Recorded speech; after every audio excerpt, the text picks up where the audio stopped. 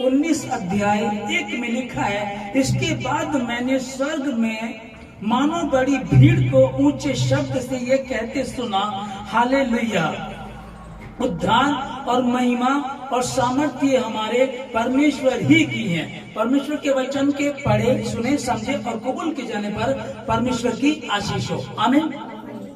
हाल ही में social media पे एक बात को देखा जा रहा है कि जो धीरेन्द्र शास्त्री हैं, वो कथावाचक है, हमारे यूपी के ही है। वो पंजाब में गए और पंजाब में जाकर के उन्होंने हालेलुया शब्द के बारे में आड़ा टेढ़ा बोल करके कुछ इस तरह की हरकत की जो नहीं करनी चाहिए थी।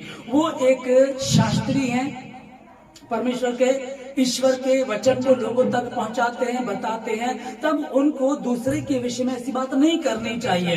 तो कुछ लोग इसका विरोध कर रहे हैं और कई बार ऐसा होता है कि अगर हमारे ईश्वर के बारे में या हम किसी के बारे में ऐसा कहेंगे तो बिल्कुल वो दिक्कत की बात ही होती ही है। पर मैंने कुछ लोगों को, मसीह को सुना कि वो गलत बोल रहा है, वो तो नौटंकी है, इस तरह की बातें उसके बारे में मैंने सुनी है। पर बाइबल इसके विषय में क्या बताती है मुझको समझेंगे। जबकि परमेश्वर के वचन को हम पढ़ते हैं कि परमेश्वर ने कहा, स्वर्ग के नीचे, आसमान के नीचे, जमीन के ऊपर और जमीन के तले मनुष्य में कोई दूसरा नाम नहीं दिया गया जिसके द्वारा इंसान उद्धार पा सके, और वो एक नाम है जिसका नाम है, उसका नाम क्या है? यीशु मसीह। उसके विषय में लिखा है। तब जब इस बातें में हम सब पढ़ रहे हैं कि इस तरह की बातें चल रही हैं, अब हमको क्या करना चाहिए? फिलिप की पुस्तक 1:12 में लिखा है, हे भाइयों, मैं चाहता हूं कि तुम ये जान लो कि मुझ पर जो बीता है उससे सुसमाचार ही की बढ़ती हुई है, आमीन। मुझ पर, पौलुस लिख रहा है कि मुझ पर जो बीता, वो कहता है कि कई बार मेरी पिटाई हुई है, कई बार मैं जेल में चला गया, कई बार बेमतलब में मुझको पकड़ के उन्होंने जेल में, कैद खाने में डाल दिया। पर उसने मसीहों को बता रहा है, वो क्या लगे, हे भाइयों, मैं चाहता हूं कि तुम इस बात को जान लो, मुझ पर जो बीता है उससे सुसमाचार ही की बढ़ती हुई है, आमीन। अब धीरेन्द्र शास्त्री जी जो इस बात को बोल रहे हैं, हालेलुया के बारे में जो बोल रहे हैं, उसको आड़ा टेढ़ा करके बोल रहे हैं और वो अपमान करना चाह रहे हैं मसीहों का, मसीह का, उस चीज को समझ देगा।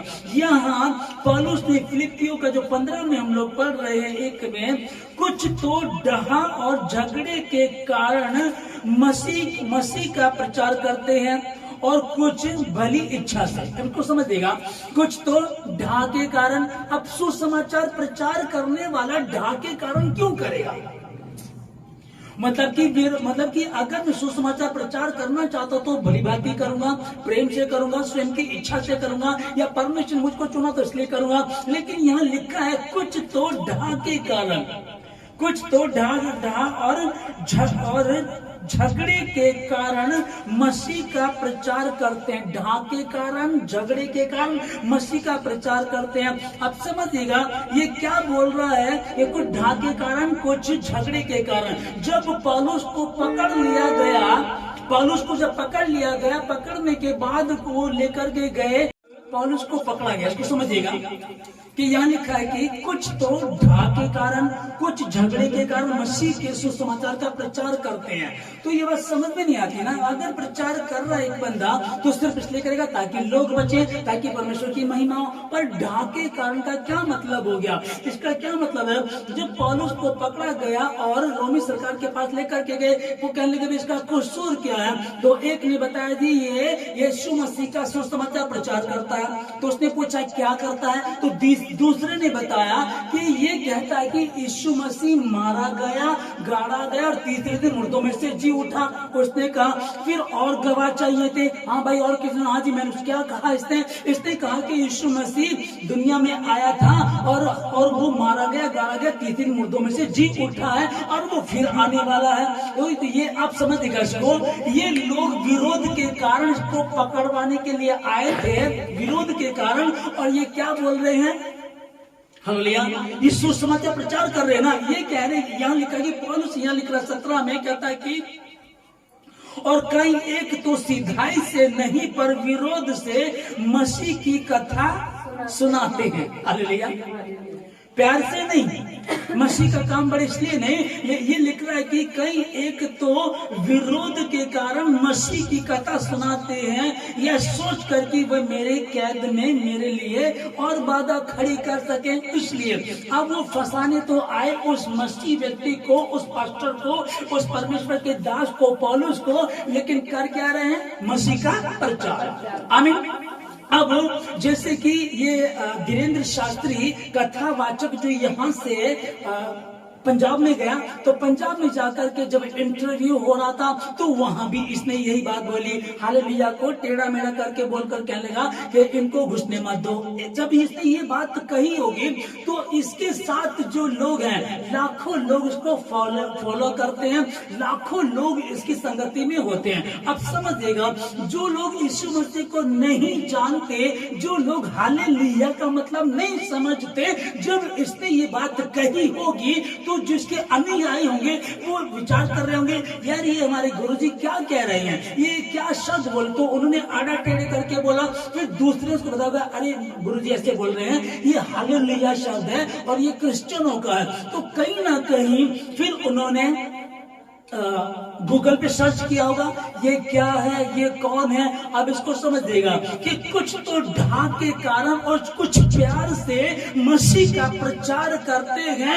लेकिन मसीह का काम तो हो ही रहा है। मसीह का काम ना कल रुका था, ना आज रुका और ना कल रुकेगा, क्योंकि परमेश्वर का जीवित काम है। इसमें आप लोग झूठ बोल सकते हो, आरोप लगा सकते हो, गलत बात कर सकते हो, झूठ बोल करके जैसे मसीह यीशु पर वो आरोप लगा रहे थे लेकिन साबित नहीं कर सके, और झूठ बोल करके जब यीशु मसीह जी उठा था और कब्र को फाड़ करके वो बाहर आ गया था, तो वो लोग जो सैनिक वहां रखे गए थे उनसे वो जाकर के यहूदियों को कहने लगे कि वो तो वहां नहीं है और वो तो जो बोल रहा था अपने वायदे के अनुसार जी उठा। तब इन्होंने कहा, तुम किसी से मत कहना, तुम बोलना उसको, उसके चेले आए थे और उसकी लोथ को उठा करके लेकर के चले गए। उनको पैसे देकर के ये बात उन्होंने झूठ फैलाई। ये कल भी थी और आज भी यहूदियों में फैली हुई है, वचन में हम लोग पढ़ते हैं। ओके, तो कुछ तो ढाक के कारण और कुछ तो प्यार के कारण मसीह का सुसमाचार प्रचार करते हैं। मसीह का काम रुक नहीं सकता, क्योंकि सच को तुम जितना भी दबा लो, सच को तुम जितना भी दबा लो, वो उभरेगा, वो उभरेगा। सूरज को कई बार आप देखते हैं, हम लोग सूर्य उदय होता है सर्दियों में, तो सर्दियों में क्योंकि कोहरा होता है, ठंड होती है, उसके कारण सूरज दिखाई नहीं देता। तो क्या सूरज नहीं निकला? सूर्य तो उदय हुआ है, ठंड के कारण, कोहरे के कारण, मौसम खराब के कारण वो दिख नहीं रहा। वो अपने समय से उदय हुआ था और समय से अस्त भी होगा। यीशु मसीह भी वैसे ही, कितना ही झूठ के पर्दे आप डालो, कुछ हो नहीं सकता। अब बाइबल क्या करेगी, कुछ लोग जैसे धीरेन्द्र शास्त्री जी के बारे में गलत बोल रहे हैं, मैं इसलिए उनको आदर दे रहा हूं क्योंकि वो भी परमेश्वर ही की संतान है। क्योंकि परमेश्वर ने जगत में रहने वाले हर एक व्यक्ति से प्यार किया है और हर एक व्यक्ति के लिए अपने प्राणों को दिया है। उसमें ये भी है, उसमें सब आते हैं। आमीन। जो परमेश्वर ने मत्ती की किताब में पढ़ा, पतरस यीशु मसीह के पास आकर के कहना, प्रभु मेरा भाई मुझको बार बार परेशान करता, मैं कितनी बार माफ करूं? क्या 7 बार? क्योंकि बाइबल में व्यवस्था बताती है। उसने कहा, मैं तुझसे ये नहीं कहता कि 7 बार, पर 7 का 70 गुना। ओके। और लूका में हमने पढ़ा 17 अध्याय में, यदि तेरा भाई अपराध करे तो उसे क्षमा कर, समझा, और यदि पछताए तो उसको माफ कर।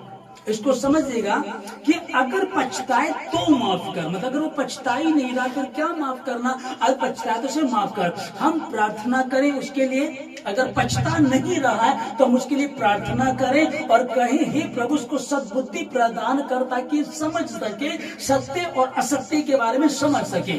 आमीन। ठीक है ना। हम इस तरह से जब बाइबल को आगे आगे पढ़ते जाते तो बाइबल में लिखा है कि तुमने ये तुम नहीं जानते कि परमेश्वर क्या है? क्या परमेश्वर अभी के अभी अपने पिता को आज्ञा नहीं दे सकता? ठीक है ना। हालेलुया, आगे नहीं दे सकता, ताकि परमेश्वर अपने 12 पलटनों से अधिक सेना को यहाँ भेजे। लेकिन तुम समझो कि हम किसकी संतान है? हम जीवित परमेश्वर की संतान है, और पृथ्वी पर हम प्यार बांटने आए, प्रेम को बांटने नहीं बल्कि प्रेम को साबित करने आए। तुम्हारे पिता ने, तुम्हारे प्रभु यीशु मसीह ने साबित किया है कि क्रूस पर भी वो कह रहा था, हे पिता इन्हें क्षमा करके ये नहीं जानते क्या करते। हालेलुया, ठीक है। और ऐसा प्रेम दुनिया में आज तक कोई नहीं कर सका कि वो क्रूस पर मर रहा है, और जो लोग उसको सता रहे, जो उसको कोड़े मार रहे, जो उसके मुंह पे थूक रहे थे, जो उसको गालियां निकाल रहे थे, जो कह रहे थे, उसकी आंख पे पट्टी बांध करके बोल रहे थे, बता तुझको किसने मारा, वो कहने लगा, यीशु मसीह कहने लगा, हे पिता इन्हें क्षमा करके कि नहीं जानते क्या करते हैं। और यदि तेरा भाई पछताए तो कौन पछताया था? क्रूस पर लटका एक व्यक्ति तो उसका विरोध कर रहा था, और दूसरा पछताया, कहने लगा हमारे साथ तो न्याय के अनुसार सही हो रहा, हमने जैसी की वैसी हम भर रहे हैं, पर ये तो निर्दोष है। फिर उसने कहा, हे पिता, हे प्रभु, जब तेरा राज्य आए तो मेरी सुधि लेना। और यीशु मसीह ने ये जो वचन हमको कहा कि यदि तेरा भाई अपराध करे तो उसे समझा, और यदि पछताए तो उसे माफ कर दे। आमीन। हमको पहले समझाना है, और यदि समझे और पछताए तो उसको माफ करें, क्योंकि क्रूस पर यीशु मसीह के साथ जो बंधा हुआ था, यीशु मसीह ने जब वो पछताया डाकू दूसरे वाला, तब यीशु मसीह को कहा, आज ही तू मेरे साथ स्वर्ग लोक में होगा। तब मुझको और आपको क्या, हाँ, हालेलुया शब्द हमारे परमेश्वर का शब्द है, स्वर्गीय शब्द है, और इसके बोलने से दुष्ट आत्माएं कांपती हैं, इसके बोलने से यीशु के नाम की महिमा होती है, इसके बोलने से बीमारियां चली जाती हैं। कैसे? अब समझिएगा, जो सेना होती है, कई बार वो आप उनको देखना, जब वो बोलते हैं सावधान, वो जब इस तरह से बोलते हैं, इसको समझिएगा। तो जो पुल होता है, करोड़ों अरबों की कीमत में बना हुआ पुल होता है, उस पुल के ऊपर सेना यदि जा रही है, या सेना उस पर खड़े होकर के बोल दे सावधान, तो वो पुल गिर सकता है।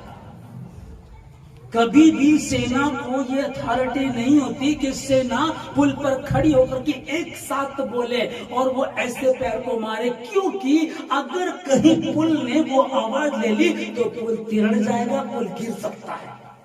इसको समझिएगा कि एक वर्ड नॉर्मली मतलब कि इकट्ठे होकर के अगर बोले तो पुल गिर सकता, जिसको अरबों रुपए में तैयार किया गया है, उतना मजबूत करके बनाया, वो सिर्फ इस आवाज से गिर सकता है। तो सोचो, स्वर्गीय शब्द हालेलुया से क्या कुछ नहीं हो सकता, और कितना हमको उसको आदर देना चाहिए। केवल बोलते ना कि भैया हालेलुया बोला रहे हैं, यार हालेलुया तो पंजाबी का अच्छा, पंजाब का अच्छा, कैसे? क्योंकि वो हालेलुया हो, करुणामय हो, जैसे मसीह ने परमेश्वर में तुम्हारे अपराध क्षमा की वजह से तुम भी एक दूसरे के अपराध क्षमा करो। आमीन। पहला पत्रस 3:9 में लिखा है, प्रभु अपनी प्रतिज्ञा के विषय में देर नहीं करता, जैसी देर कुछ लोग समझते हैं, पर तुम्हारे विषय में धीरज धरता है, और नहीं चाहता कि कोई नष्ट हो, वरन यह है कि सबको मन फिराव का अवसर मिले। आमीन। क्रूस पर डाकू को कहा कि आज ही तुम्हारे साथ स्वर्गलोक में होगा। धरती पर था, पापी थे, पापियों के घर गया, चुंगी लेने वाला जक्कई के घर गया, मत्ती चुंगी लेने वाले के पास गया, है ना, कोड़ियों के पास गया, व्यभिचारिणियों के पास गया। इनके पास क्यों गया? क्योंकि इनके पास कोई नहीं चाहता था। इनके लिए तो सिर्फ न्यायालय खुले हुए थे, और जब न्यायालय में अगर इन्होंने गुनाह किया तो उनको सजा मिला करती थी, उनको उनके की सजा मिला करती थी। अब लोग कह रहे हैं कि हम पाप में हैं, हम दुखी हैं, हम परेशान हैं, हम बेहाल हैं, हमारा क्या होगा, हम कहां जाए, कौन हमको बचाएगा? क्योंकि पौलुस लिखता है कि बुरा में करना नहीं चाहता, बुरा मुझसे हो जाता है, अच्छा में करना चाहता हूं, अच्छा मुझसे होता नहीं है। और आप में कई सारे लोग ऐसे होंगे, ऑनलाइन जो सुन रहे, कई लोग ऐसे होंगे जो इस बात को बोलते होंगे, यार मैं दारू पीना नहीं चाहता, पर पता नहीं क्यों मेरे कदम उधर ही जाते हैं। मैं जुआ खेलना नहीं चाहता पर कई बार हो जाता, मैं व्यभिचार करना नहीं चाहता, गंदे काम करना नहीं चाहता पर मेरा दिमाग ज्यादा उधर ही जाता है। इसका कारण क्या? वो लिख रहा है कि इसका करने वाला मैं नहीं पर वही इब्लीस, वही शैतान है जो मुझ में, क्योंकि मेरा डीएनए कौन सा है? उसी का। मेरा डीएनए जो मुझ में है, मेरा जो ब्लड है वो कौन से वाला? वो आदम का है, और आदम ने जो गुनाह किया था वही गुनाह मुझ में और आप में पनप रहा है। एक छोटा सा बच्चा भी कई बार गलती करता है और उसको ये भी पता है कि इस बात को कवर कैसे करना है। वो झूठ बोल करके बताता नहीं मैंने नहीं किया। ये उसने कहां से सीख लिया? क्योंकि उसके ब्लड में है, उसके डीएनए में है। अब उस बात को हम समझेंगे। यहाँ परमेश्वर क्या बोल रहा है? हमको उनको क्षमा करना। कई बार कोई गलती कर रहा है, लिखा है कि प्रभु अपनी प्रतिज्ञा के विषय में देर प्रभु अपनी प्रतिज्ञा के विषय में देर नहीं करता। उसने जो प्रतिज्ञा की, उद्धार करता आने वाला है, वो आएगा और कयामत होगी, लोगों को लेकर के जाएगा। पर वो धीरज इसलिए तुम्हारे विषय में ध्यान धरता है कि कोई भी नाश ना हो, कोई भी नष्ट ना हो, पर हर एक को मन फिराव के सुसमाचार का प्रचार उस तक पहुंचे। ये व्यक्ति जो हालेलुया को आड़ा टेढ़ा करके बोल रहा है और सोच रहा है कि मैं कोई अच्छा काम कर रहा हूं, तो ये कोई अच्छा काम नहीं कर रहा है। ये क्या कर रहा है? यहां परमेश्वर धीरजवंत है। हालेलुया। और मुझको भी हम क्या करें? उससे मिलने से हम प्रार्थना, परमेश्वर तूने पौलुस के जीवन को बदल दिया, पौलुस का कान पकड़ करके तू ले आया, तो ये बहुत बड़ी चीज नहीं है तेरे लिए। हालेलुया। तो पौलुस के कान को पकड़ के लिया तो तेरे लिए कुछ भी नहीं है। तो इसको भी ला सकता, समझा सकता, इसको भी बदल सकता, और ये तेरे सुसमाचार को प्रचार करेगा, यीशु मसीह के नाम में उस रीति से करेगा। अब समझेगा मैं क्या कहता हूं आप लोगों को? सुसमाचार प्रचार किया जा रहा है। आप पौलुस को पकड़ लिया, फिर किसी पास्टर को पकड़ लिया, फिर पुलिस पूछने लगी क्या हुआ? अजी यीशु मसीह के नाम से प्रचार कर रहा था। क्या प्रचार कर रहा था भाई? क्या प्रचार कर रहा था? ये प्रचार कर रहा था यीशु मसीह मारा गया, गाड़ा गया, तीसरे दिन मुर्दों में से जी उठा। तो इन्होंने प्रचार प्रेम की खातिर नहीं किया, कोई आत्मा बचे इनके दिमाग में ये बात नहीं है, पर ये विरोध के कारण कर रहे हैं। विरोध के कारण ही सही, अनजाने में से तुमसे बीज तो बोया गया है। आमीन। कई लोग आपकी सब, कई लोगों को तो पता ही नहीं था यीशु मसीह के बारे में। हालेलुया।